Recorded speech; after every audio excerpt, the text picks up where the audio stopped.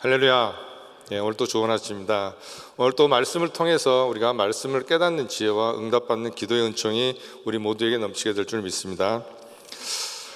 저희가 오늘 함께 묵상할 말씀은 에레미야 27장과 디모데후서 2장 14절부터 26절 말씀입니다.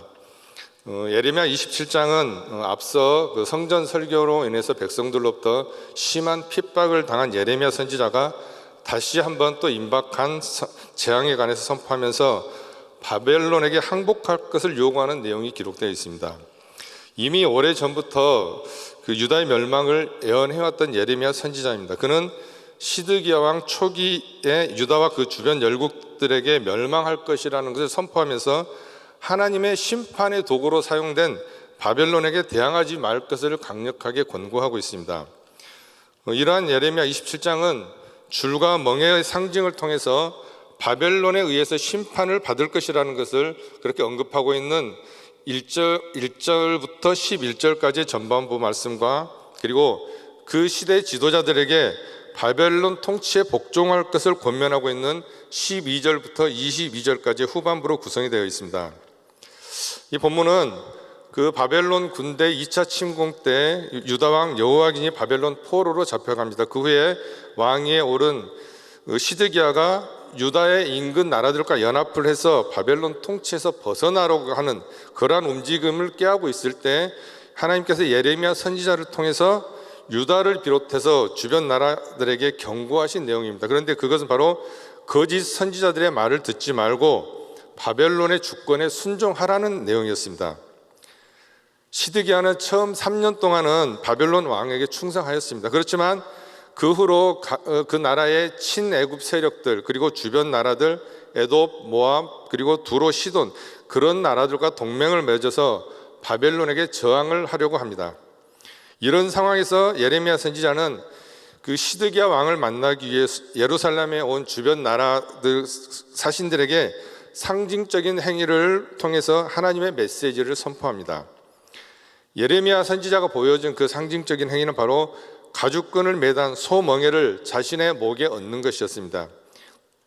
이렇게 자신의 목에 줄 달린 멍에를 맨 모습, 예레미야 선지자의 모습을 봤을 때 그 누가 보더라도 그것은 바벨론 권세에 속박당하는 그런 그 상황을 의미한다는 것을 누구든지 알 수 있었습니다. 예레미야 선지자의 이 같은 행동들은 서로 연합해서 독립하려고 하지 말고 바로 바벨론 권세에 복종을 하라는 그러한 메시지를 분명하게 전해주고 있었습니다. 심지어 6절에서 하나님께서도 바벨론 왕 느부갓네살을 바로 내 종이라고까지 하셨거든요. 예레미야 27장 6절입니다. 이제 내가 이 모든 땅을 내 종 바벨론 왕 느부갓네살의 손에 주고 또 들짐승들을 그에게 주어서 섬기게 하였나니 그랬습니다. 이게 무슨 뜻입니까? 그를 통해서 유다를 비롯해서 그 당시 주변 나라들을 심판하시겠다는 겁니다. 하나님은 어떤 나라든 어떤 왕이든 필요하시면 당신의 도구로 쓰시는 분이십니다. 하나님은 어떤 사람이든지 임의대로 세우실 수도 있고 임의대로 폐하실 수도 있습니다. 왜 그렇죠? 그게 바로 하나님의 주권입니다. 하나님이 느부갓네살에게 항복하라고 하는 것은 그가 훌륭하게 정치를 잘해서가 아닙니다. 바벨론이 하나님이 기뻐하시는 나라이기 때문에 그랬던 것도 아닙니다. 다만 하나님이 필요하다고 생각하셨고 그리고 바벨론과 느부갓네살을 당신의 심판의 도구로 삼으셨기 때문에 그렇습니다. 이것이 바로 토기장이 같으신 하나님의 주권입니다. 하나님의 주권 앞에서 우리는 아무 말도 할 수가 없습니다. 하나님의 생각만큼 정당하고 옳은 생각이 어디에 있겠습니까? 이사야서 55장 9절입니다. 이는 하늘이 땅보다 높음같이 내 길은 너희의 길보다 높으며 내 생각은 너희의 생각보다 높음이니라. 아멘. 그런데 우리 사람들은 자신의 생각이 옳다고 생각하면은 그게 바로 곧 하나님의 생각이라고 오해를 합니다. 그러면서 자기의 생각을 하나님의 영감으로 갖다 짜 맞춰가지고 그런 잘못을 저지르는 경우가 종종 있습니다. 당시에 유다뿐만 아니라 각 나라 사신들도 도저히 이해할 수가 없었을 것입니다. 아니 예레미야 선지자의 말을 아예 들으려고 하지도 않았습니다. 왜냐하면 지금까지 그 바벨론 나라의 무자비한 모습을 보고 들어왔기 때문에 어떻게 저런 나라를 하나님이 들어 쓰실 수 있겠는가 그런 생각이 들었겠죠. 특히 유다는 바벨론의 그 무지막지하고 악랄한 그 행위를 직접 겪었던 나라들입니다. 그런데 어떻게 바벨론 나라를 이렇게 하나님이 사용하신다는 거 인정할 수가 없었을 것입니다.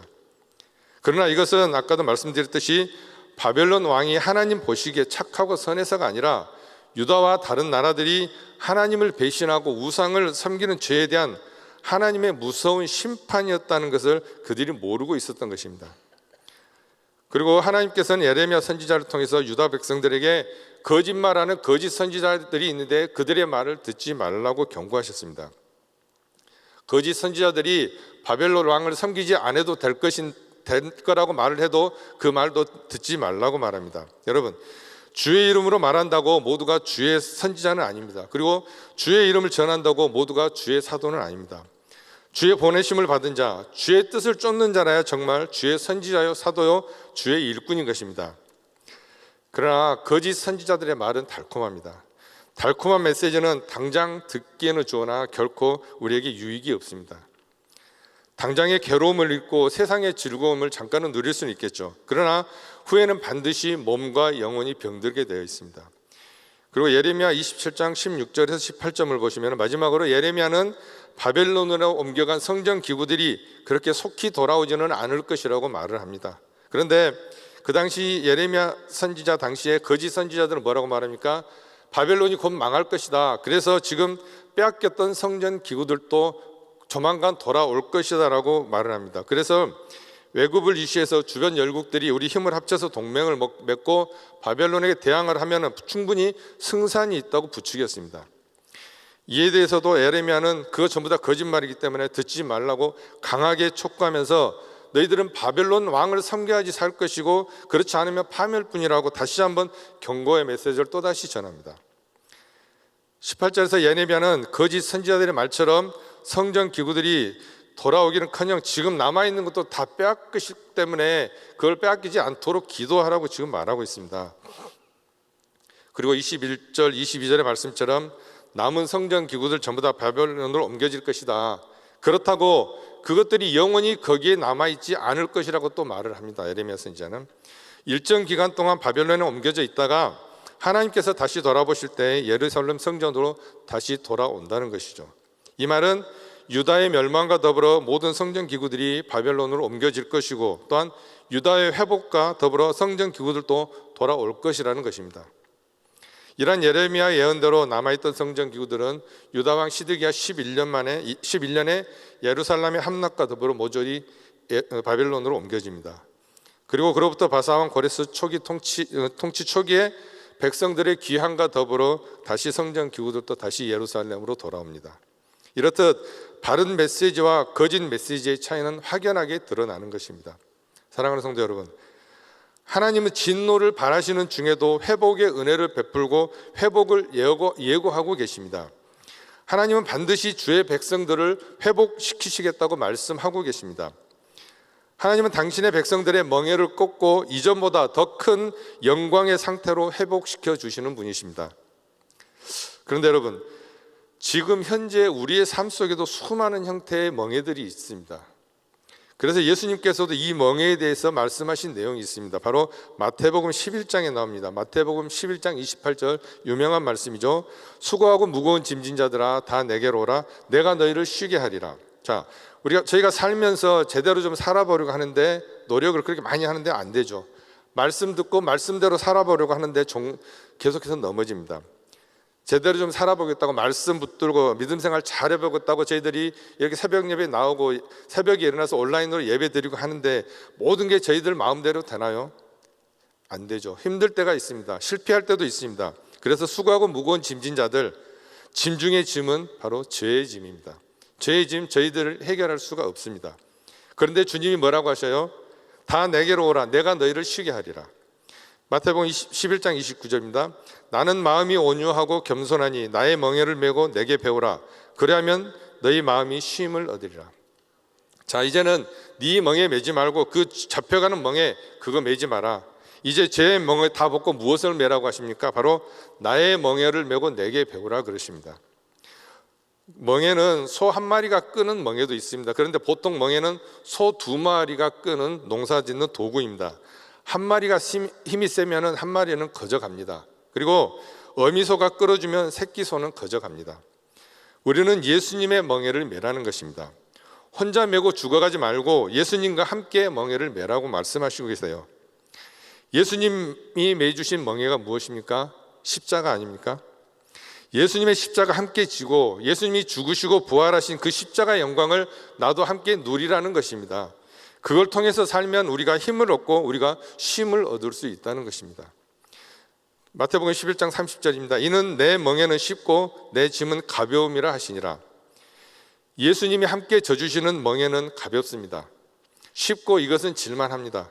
여러분, 우리가 말씀 외면하고 내 마음대로 살다가 유다 백성들처럼 철 멍에를 메고 끌려가는 인생이 아니라 지금 회개하고 지금 돌아와서 예수님의 멍에, 예수님의 은혜 가운데 거해서 나를 도우시는 예수님, 그리고 나를 살게 하시는 예수님, 나를 하나님의 나라로 인도하시는 그 예수님의 은총을 함께 누리시는 우리 모두가 되시기를 주님의 이름으로 축원합니다. 디모데후서 2장 14절부터 26절까지는 또 크게 두 부분으로 나눌 수 있는데요. 14절부터 19절까지 말씀에서는 부끄러움이 없는 인정받는 일꾼이 되라고 권면하시면서 몇 가지의 교훈을 여기서 찾아볼 수가 있습니다.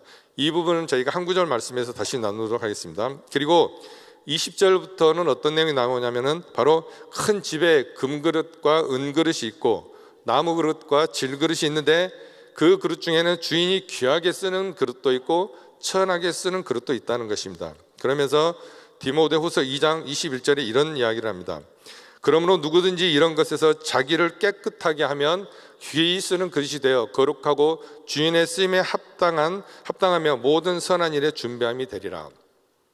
여기에서 이런 것에서 자기를 깨끗하게 하면, 그런데 여기에서 이런 것이 무엇일까요? 바로 그 앞절에 나왔던 16, 18절에 나오는 망령되고 헛된 말을 하는 사람들, 바로 후메네오와 벨레도와 같은 사람들의 논리를 따르는 사람들, 그리고 그런 것들로부터 깨끗하게 되면, 그러니까 세속적인 것, 세속의 논리로부터, 진리가 아닌 것으로부터 깨끗하게 되면 주님 앞에 귀하게 쓰임받는 그릇으로 사용될 수 있다는 것입니다. 저희가 오늘 함께 나눌 한 구절 말씀은 디모데후서 2장 15절입니다. 함께 읽습니다. 너는 진리의 말씀을 옳게 분별하며 부끄러울 것이 없는 일꾼으로 인정된 자로 자신을 하나님 앞에 드리기를 힘쓰라. 아멘. 어제 디모데후서 2장 1절에서 바울은 디모데에게 그리스도 안에서 강하게 서라고 당부합니다. 여기에는 영적인 강함도 있지만 육적인 강함도 포함이 됩니다. 평소 디모데는 믿음은 정말 신실했지만 그 디모데전서 5장 23절에 보시면은 육체적으로나 성격적으로 좀 유약한 면을 알 수가 있습니다. 디모데전서 5장 23절입니다. 이제부터는 물만 마시지 말고 내 위장과 자주 나는 병을 위하여는 포도주를 조금씩 쓰라. 자, 그래서 바울은 자신의 힘이 연약할 때 그리스도께서 베푸시는 능력을 힘입어서 강하고 담대해지라고 말씀하십니다. 그리고 그 복음의 진리를 충성된 사람들에게 전달해서 그 사람들로 하여금 다시 다른 사람들에게 그 복음을 가르치게 하라고 부탁한 내용이 어제 본문에서 보았습니다. 그러면서 오늘 본문에서는 바울은 디모데에게 인정받는 일꾼이 될 것을 권면합니다. 그러면서 몇 가지 교훈을 말하는데, 첫 번째, 인정받는 일꾼은 어떤 일꾼인가? 바로 말다툼하지 않는 일꾼입니다. 디모데후서 2장 14절에 너는 그들로 이 일을 기억하게 하여 말다툼을 하지 말라고 하나님 앞에서 엄히 명하라. 이는 유익이 하나도 없고 도리어 듣는 자들을 망하게 함이라 했습니다. 우리가 어떤 경우든 진리가 아닌 것으로 교회 안에서 시끄럽게 하고 분열시키는 것은 절대 용납할 수 없다는 말씀입니다. 교회 내에서 이런 다툼은 자기 자신뿐만이 아니라 남들에게도 전혀 유익이 없을 뿐만 아니라 그들을 망하게 한다고 지금 이야기하고 있습니다. 만약에 연약한 성도들 앞에서 우리 교회 지도자들이나 리더들이 진리나 복음이 아닌 걸 가지고 서로 다툰다면 생각해 보세요. 그러면은 그 사람의 신앙을 망치게 됩니다. 그래서 하나님이 말다툼하지 말라고 이렇게 엄하게 명령하신 것입니다. 말다툼까지 아니더라도 저희 교회에서 일하는 일꾼들이 말이 많으면은 덕을 크게 세우지 못합니다. 그래서 야고보서에도 이런 말씀 있죠. 말에 실수가 없는 자가 온 몸을 다스릴 수 있는 온전한 자라고 이야기합니다. 그리고 두 번째 인정받는 일꾼은 바로 진리의 말씀을 옳게 분별하는 사람입니다.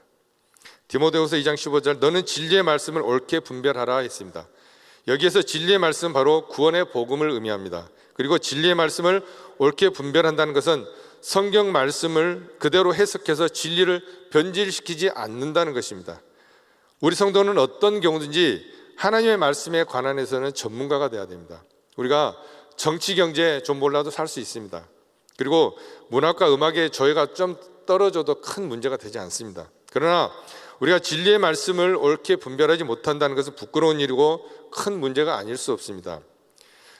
그런데 그 진리의 말씀을 우리가 옳게 분별하기 위해서는 바로 성령을 받아야 됩니다. 왜 그렇습니까?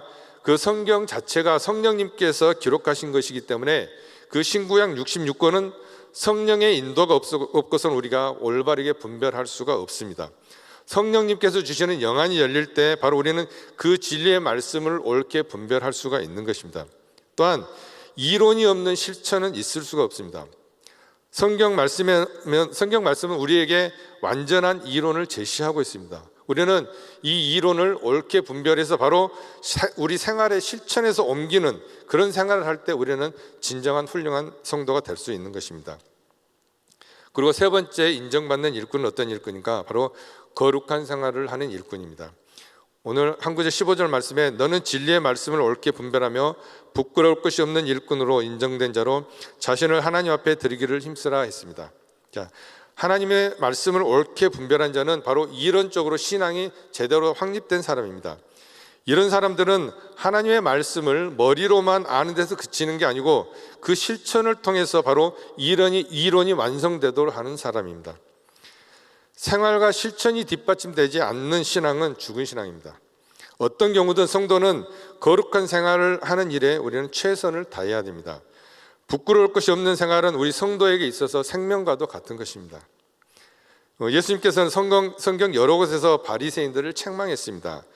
그 바리새인들의 출발은 처음에는 아주 대단히 좋았습니다. 잘못된 그 신앙 자세에 대해서 구별된 삶을 살자는 것이 그들의 첫 번째 목적이었습니다. 그러나 시간이 흐를수록 자신들은 지키지도 못하는 그러한 율법들, 덕목들을 만들어서 사람들에게 굴레를 씌웠습니다. 자기는 주일 성수와 11조를 못하면서 타인에게 요구합니다. 자기의 눈에 들보는 보지 못하면서 다른 사람의 티끌은 여지없이 봅니다. 자기는 교회 봉사와 거리가 멀면서 타인은 교회 봉사 안 한다고 정죄합니다. 자기는 교회 중심, 하나님 중심 그렇게 살지 않으면서 타인을 손가락질합니다. 이런 바리새인들을 예수님은 책망하신 것입니다. 우리 성도가 거룩한 생활을 한다는 것은 신앙과 행위가 일치되는 삶입니다. 그렇게 이율배반적인 생활은 부끄러운 생활입니다. 구원받은 성도가 거룩한 생활을 하는 것은 바로 우리 주님의 요구입니다. 구별된 삶이 없는 성도는 결코 성공적인 삶을 살 수가 없습니다. 마지막으로 인정받은 일꾼은 바로 맡은 일에 충성하는 일꾼들입니다. 오늘 한 구절에 나 자신을 하나님 앞에 드리기를 힘쓰라 그랬습니다. 신앙과 행위의 일치는 결국 하나님께 자신을 드리기 위한 것입니다. 다시 말하면 우리 사람의 가장 제일된 목적은 바로 하나님 영광에 있다는 말씀이죠. 아멘이시죠? 우리가 하나님께 영광을 드린다는 말의 의미를 우리가 어렵게 생각할 필요가 없습니다. 하나님은 결코 우리에게 어려운 걸 요구하시지를 않습니다. 하나님께 영광을 드린다는 것은 하나님을 기쁘시게 한다는 것입니다. 그것은 믿음만으로 가능합니다. 히브리서 11장 6절입니다. 믿음이 없이는 하나님을 기쁘시게 못하나니 하나님께 나아가는 자는 반드시 그가 계신 것과 또한 그가 자기를 찾는 자들에게 상 주시는 이심을 믿어야 할지니라. 자, 이 믿음이 우리를 맡은 일에 충성되게 합니다. 성도가 자신이 맡은 일에 충성함이 없고서는 결코 하나님을 기쁘시게 할 수가 없습니다.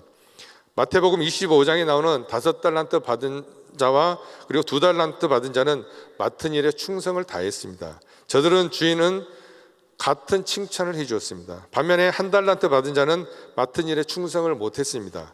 그 결과 주인에게 엄청난 책망을 받죠. 우리의 신앙생활은 눈에 보이는 성공과 실패에 있지 않습니다. 우리의 맡은 일에 많고 적음에 있는 것이 아닙니다. 우리가 주어진 여건 속에서 얼마나 최선을 다했느냐가 중요합니다. 하나님께서 맡겨주신 일에 자신의 온 정성을 쏟았다면 얼마나 그 성도는 떳떳할 수 있겠습니까?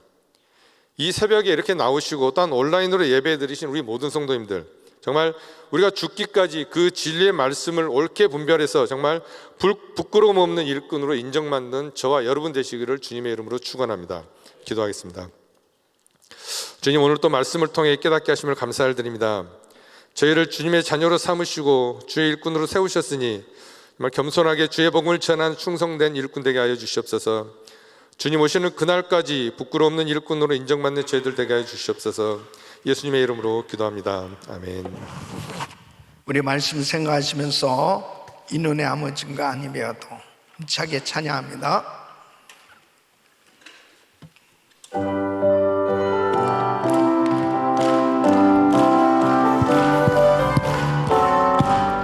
이 눈에 아무 증거 아니 되어도 믿음만을 가지고서 늘 걸으며 이 아무 소리 아니 들려도 하나님의 약속 위에 서리 아멘. 걸어가세 믿음 위에서 나가세 의심 버리고 걸어가세 믿음 위에서 눈가기에 아무 증거 없어도 이 눈에 보기에는 어떠하든지 남이 얻은 증거대로 늘 믿으며 이 맘에 의심 없이 살아갈 때에 우리 소원 주 안에서 이루하면 걸어가세 믿음 위에서 나가세 의심 버리고 걸어가세 믿음 위에서 눈 가기에 아무 증거 없어도 아멘.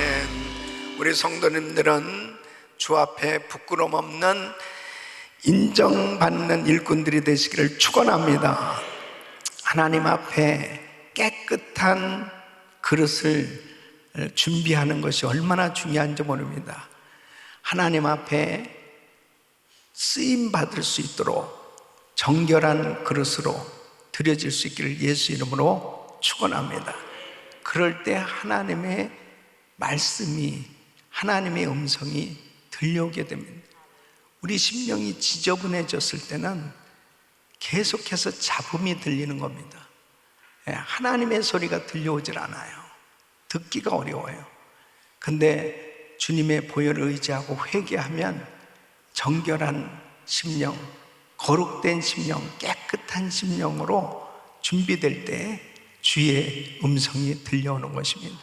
하나님의 말씀을 날마다 붙들고 승리하는 삶이 될 수 있도록 늘 정결한 심령으로 드려질 수 있기를 바랍니다. 근데 오늘부터 시작되는 그레이스 프리덤도 역시 마찬가지예요.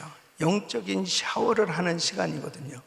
다시 한번 하나님의 말씀을 통해서 정결한 심령으로 준비될 때 하나님은 거룩한 하나님의 영을 부어 주시는 것입니다. 오늘 금요 성령 집회도 역시 마찬가지입니다. 예배 가운데 하나님께서 큰 은혜를 주실 텐데 날마다 우리 심령이 더욱더 정결하게 드려져서 우리 주님께 부끄러움 없이 인정받고 쓰임받는 귀한 삶 되시기를 예수 이름으로 축원합니다. 두 손을 가슴에 모으시고 몸이 아픈 분들 아픈 곳에 손을 얹으십시오. 거룩하시고 존귀하신 아버지 하나님, 부끄러움이 없는 인정받는 일꾼 되기를 원합니다. 하나님, 우리의 심령이 더욱더 회개된 심령이 되기를 원합니다. 정결케 하여 주시옵소서. 주님의 보혈로 거룩된 심령이 되게 하여 주시옵소서. 하나님의 말씀이 들려오기를 원합니다. 진리의 말씀을 옳게 분별할 수 있도록 도와 주시옵시고 거룩한 삶이 되게 하여 주시옵시고 하나님이 마음껏 쓰실 수 있는 하나님의 정결한 신부로 거룩한 영성으로 준비되어질 수 있도록 역사하여 주시옵소서. 예수 그리스도로 명하노니 모든 흑암에서로든 떠나 갈지어다. 모든 병만아 떠나 갈지어다. 모든 암세포는 없어질지어다. 코로나 바이러스 멸될지어다. 예수 이름으로 깨끗한 말을 지어다. 오늘도 주의 보혈을 뿌려주시고 우리의 심령이 더욱더 주님께 온전히 드려지기를 원하오니 하나님의 말씀이 들려올 수 있도록 아버지 저희들의 심령을 깨끗게 하여 주시옵소서. 오늘도 그레이스 프리덤 가운데 큰 성령의 역사가 일어나게 하여 주시옵소서. 금요 성령 집회 가운데 하늘문을 여시고 은혜를 베풀어 주셔서 하나님의 영광을 보는 성회가 되게 하여 주시옵소서. 자마 중보기도 컨퍼런스가 준비되고 있습니다. 아버지 하나님, 큰 은혜로 역사해 주셔서 모든 영역에서 우리가 기도하며 하나님을 향하여 부르짖고 나갈 때 큰 부흥의 역사가 있게 하여 주시옵소서. 주님, 단기 선교팀들을 축복하시고 귀한 사역 가운데 놀라운 은혜로 역사하여 주시옵소서. 우리 GMI 선교사님들 붙들어 주시고 선교지마다 큰 성령의 역사가 일어나도록 도와 주시옵소서. 이제는 우리 주 예수 그리스도의 은혜와 우리 하나님 아버지의 그 무한하신 사랑과 성령님의 감동감화 교통 충만하신 은총이 하나님 앞에 부끄러움이 없는 인정받는 일꾼 되기를 원하는 귀한 성도들 머리 위에 정결하고 깨끗한 그릇으로 준비되기 원하는 귀한 성도들 위해 이제로부터 영원토록 함께 있을지어다. 아멘.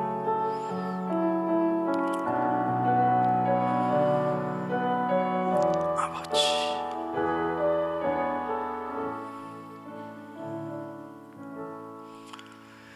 이제 기도하실 자리 잡으시고 오늘 저녁 금요 성령 집회 위해서 그레이스 프리덤 사역을 위해서 기도해 주시고 우크라이나 땅에 하루속히 전쟁이 종식될 수 있도록 기도해 주시길 바랍니다. GTD 198기를 위해서 기도해 주시고 우리 모든 성도님들이 큰 은혜 받을 수 있도록 간절히 기도하시길 바랍니다. 주여 부르짖고 기도합니다. 주여, 주여, 주여. 걸어가시고 존귀하신 아버지 하나님,